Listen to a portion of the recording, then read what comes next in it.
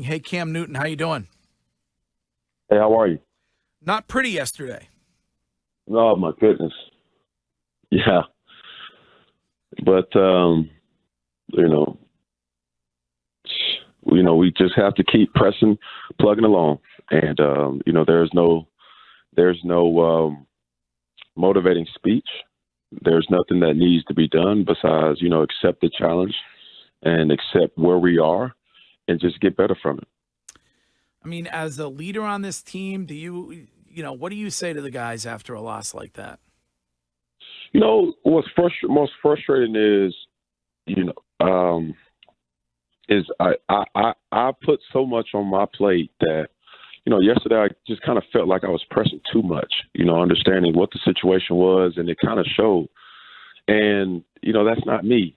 But yet through it all, being a leader on this team, you just got to find ways to get our guys going and still believe in the fact that we are who we are, right? And, that's a positive in itself. So even throughout the whole game, halftime, the in-game adjustments, and whatever, everybody was calm. We was just needing, more of a, play to be made just to gain some type of momentum, but that didn't happen. So when it comes to, as you say, to putting pressure on yourself, we had a caller a little while ago who said, you look like you're playing scared. Wiggy said, maybe you look like you're playing nervous. I mean, is that, do you feel like when it comes to putting too much pressure on yourself, that you are playing either of those ways? Nervous? No. Scared? Absolutely not. Thinking? Now that's something that I could, probably finger point. But yet, there's no need to feel any type of way besides accepting all challenges. And, I have to get better. And I'm adamant about it. When you talk about frustrations, right, for all athletes, how do you avoid letting the frustration affect your play? If you're not playing good and sometimes those frustration kicks in, sometimes and it can affect the next play and the next play. How do you mentally have to change that or does it even affect you when you are playing? Oh, it's so true. Energy, momentum is that's a real thing. You can't see it, you only can feel it. And in the game like yesterday, when you do not feel the momentum is on your side, you feel as, 3rd and 1 can feel like 3rd and 10. Second and 6 can feel like 2nd and 20. And, it's just a more feel that, you can't really finger point it by, like I say, seeing it. It's just more of a feel, within the guys. Speaking of the guys, when you go back and look at film, when it comes to the receivers, do you feel like it's taking too long for them to get open? Are you sometimes missing the open guy? What do you see when you look at film? From yesterday, I missed him. To throw to Julian, that was more of a, kind of not being on the same page, but yet, with that type of route, he did exactly what he was supposed to do. And, not reading his body language, put the ball in harm's way and it tipped up for interception. So, anybody else, you just have to get in game practice throughout the week and know in any type of situation what they're going to do. We did talk about your right arm getting dinged up in that Broncos game. Is that a factor for you at this point? No, sir. No, sir. Okay. One of the things that you just mentioned, and you said thinking too much, and you can kind of see that as players. And is this something that you're thinking about where you feel like maybe you got to get back to just reacting and letting the game come to you rather than trying to break down. And I know it's kind of weird because you say you got to be thinking as a player, but you also got to be reacting as a player. I think the game of football, that's what it's all about. The person or the team who reacts faster than the next team, typically wins. And, what is reaction? Reaction is, when you break the huddle, you come to the line of scrimmage, and whatever the defense does, you're reacting to what they do faster than they are to you. What's reacting? When you get the ball in open field after a catch, after a run, or during a run, and you see a defender, his tackling technique, you react faster than what he does. Or vice versa. So, that's what it pretty much comes down to. And yeah, you're right. I am not reacting faster, and it's affecting the tempo of how I play. But, I have nobody to blame. I don't want to blame nobody. It's just all on me to get in a comfort state to kind of be productive. So, you're great at that. I mean, you put it on yourself every week after a loss when you're on with us. But if you look, you said earlier with us that the answer for the offensive woes was in this locker room. Do you look at the first two games, take those as an example, and then you look at the last two. Do you still feel like you have the weapons that you need on this team to win football games? Yes, because it comes down to it's kind of that that theory when you think about something too much, then that's when it really happens, the most. And, from day one, me being here, the keys to win has always been protect the football. And here I am, I have yet, or we as an offense have yet to play a turnover-free game. That is the key to win. And when it happens, you're saying to yourself, oh, my God, I know I'm not supposed to be throwing interceptions left and right. I know fumbles are not supposed to be falling, but it keeps happening. And that's one of those things where it's just like, the law of attraction. You're saying, man, I cannot turn the ball over here. And then, boop, 3 plays later, it happens. And it's kind of a weird thing. It's almost comedic to even think about it, because it's like, bro, I'm not planning on just going out there just yigging interceptions left and right. That's not what it is. But I don't know what funk, spell, or omen that's in Boogie's household right now. But I have to let off some chakras, some sage, or something. You got to light something or get a crystal or something. Eat some sage, like baby. Got to cleanse it. I mean, I'm telling you. And it's not. Boomer Esiason was saying earlier, maybe it's some kind of like COVID fog or something like that. You're not feeling the effects of that, right? No, my goodness. I mean, I'm hearing a lot of what it could be. It's simple. I have to play better. Let's just point and say that. And I'm a big boy. I understand what this professionalism is. It's full of opinionated, views, and some of them may be true, some of them may be false. But yet, at the end of the day, I'm looking at that person in the mirror saying, okay, all right, let's figure this out. I've been here before, all right? Unfortunately and fortunately. So, through it all, I cannot sit up here and expect something from somebody else that I'm not, giving myself. Playing smart football happens with comfort and control. And until that happens, you risk having those type of performances like yesterday.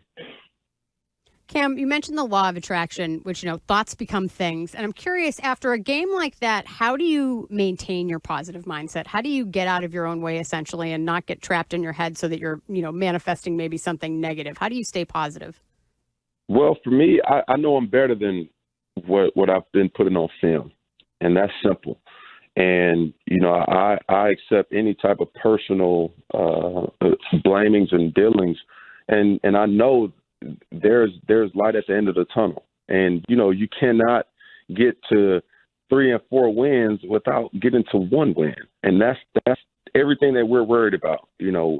At this particular point, I'm not caring about what any other team does, as I haven't. It's just about us. It's about how we react. It's about how we, play physical. It's about how we try to play mistake-free. And if we do that, we still haven't seen that game. So until we do, then that's when you attract the right things, to your team. Were you surprised when Bill took you out of that game? No. I'm a realist. But yeah, through it all, I knew there was, I'm coachable. I didn't want to put up a how bad would that have been? Like, no, I'm not coming. That would have probably been embarrassing. But You could have taken over, you should take your cleats off like OBJ does. Nah, I'm definitely not doing that. But he came and said, Stidham is finishing, and I agreed, and that's what it was. It was, for any type of competitor, do you feel embarrassed? Yeah. And I am as honest as I could possibly be right now. But yeah, it tells you. And the first thing I said, to myself coming home, I said, you keep playing games like that, bro, and it's going to be a permanent change. And, so whatever type of way that we have to motivate ourselves, I'm honest with myself. So that leaves no type of miscommunication with others. And, when the change happened, I'm stuck on the sideline, listening to plays and saying to myself, like, listen, is this really, how you want to, do things, or this is how you want things to be done? And until you make that step to get better, as you have been harping on these last couple of weeks, then that's what it's going to be. Well, you just talked about the permanent change. Bill Belichick, after the game, said that you're his quarterback moving forward. Absolutely. And I know that's reassuring for a player to hear that his coach, is definitely has his back. But you also got to know it's about a performance-based, with Bill Belichick. It's what have you done for me lately? So what's the mindset knowing that, okay, he's got your back, but the rope might not be as long because of the performance not being as good? Oh, you don't need to tell me that for me to understand that. And I get it loud and clear. Wiggy's experienced it. I mean, he's been on the outs with Belichick before in his career, so he understands what's going on. He knows the feeling. No, but it is good to know that when you have a coach, and I think that was the one thing that I think was good by Bill on Bill's part, is to show, okay, we still have confidence in you, Cam, as a quarterback, but now it's like, all right, we got to figure out what it is and get you back to playing where you're just out there making plays. And, I always look for a silver lining in any type of negativity that might come any player's way. Oh, without a doubt. And, I don't feel offended, by what was done. I don't feel, offended by having this type of conversation. Like I said, I'm a realist. So even prior to us having this conversation, I knew it was going to happen. And I just know, I don't fear coaches. I don't fear coaches' stability or my position stability more so than controlling the locker room, right? And, performances like yesterday, it jeopardizes, like, oh my God, like, players talk, right? Mm-hmm. And I think that's what it's more, that's what's most important to me, because knowing, you have your coach's, belief, but my belief is I want to have the whole facility. That's upstairs, that's, downstairs, from trainers to players to even coaches, so it doesn't start with just, no miraculous play. It doesn't, it's a whole body of work that goes into performing on Sundays. And yeah, we had a full week last week. It was relatively a good week. It wasn't good enough. And until we do, we just have to have practice turnover to great games. And that's what it's all about. Do you feel like that team quit at all at any point yesterday? No, I don't. No, I don't. The reality of everything is we, and when I say we, I'm saying me, has to play better. And until, everybody accepts personal resolve. Responsibility, yeah. Responsibility, correct. That's where we're going to be. I don't think, we're a 6-point offense. That's discouraging in itself. So, if anybody is a competitor, which I know we do have competitors in that locker room, they take it personal, which I did and do. Cam, I don't know if you've seen or heard anything yet about Jeff Garcia's comments regarding your attire. He was talking during the 49ers post-game coverage on NBC Sports Bay Area, essentially saying that unless you are performing on the field, you really don't have a right to wear what you've been wearing, like the loud and flashy outfits. Have you heard his comments? Who is this? Jeff Garcia. Former quarterback, for the 49ers. Number 5, Jeff Garcia? Yeah, that's Yes. Well, I you know what's crazy? I agree with him. And the fact that, he's a former player, he has every right to say that. And until that happens, then so be it. But that's another opinionated, theory. And it's fair to say. So, I mean, I know I come off to so many different people, so many different ways, and that's fine. And he, you know what? He's exactly right. But I'm not changing the way I dress. So. Well, he was saying that essentially you should have a different outfit for post loss and the More somber looking. Yeah. I don't know, Jeff, but I would say this. I do certain things because of the culture I'm from. And, where I'm from, I don't know where Jeff is from, and I don't want to harp on it too long, but let's just say he's right. Yeah, I think what he said was dumb. It makes no sense how you dress. Well, of course you do, Wiggy. No, but the one thing you brought up, and, I've been in this situation before, you talked about confidence from your teammates, and those guys in the locker room. And especially offensively, you got to have confidence in the wide receivers and the tight ends the same way they have to have confidence in the quarterback. What are some of the things that you have to, for you personally, that you feel like you need to do a better job at or continue to do to make sure that these guys know that they have that there's confidence in you as a player? It's all about in-game performance. It's the only thing that matters. Mm-hmm. And unfortunately, in this business, that's the only thing that matters to people. I mean, you can have a great week of practice. You can be the ultimate leader. I mean, how many great leaders, didn't win and they got the boot? So, that's what it pretty much has come down to is can you win? And if that happens, then the rest is null and void. And that's the most important statistic in all of sports. Did you win? Doesn't matter how fast you are. Doesn't matter how many completions you had. Doesn't matter how many yards you threw for. Did you win? And until that happens, then that's where respect and everything else comes. Cam Newton is our guest, and the quarterback question of the week is brought to you by Northeast Men's Health, specializing exclusively in the sexual health of men. Look ahead, if you will, Cam, to the Bills and what makes them a tough matchup for you guys Sunday. This counts for 2. This is a divisional opponent, and we know that. And, we just can control the day, come back, make the in-game adjustments, get ready for tomorrow, the next day after that, and, accept the challenge, man. That's what it's all about for me. I'm not talking to nobody but myself. Just accept the challenge and understand who you are and what you bring to the table. And whatever you bring to the table, make sure it's fulfilling, not only for you, but for the whole team as a body of work. So that's my mentality. I look forward to, the competition come Sunday, and, hopefully we will win. And of course, you got to adjust the feng shui, as they call it, when it comes to the house or the car or whatever. You got to, you got to do something different. The steez. You got to check the steez of the house, man. You got to make sure everybody's firing on all cylinders. All right, Cam.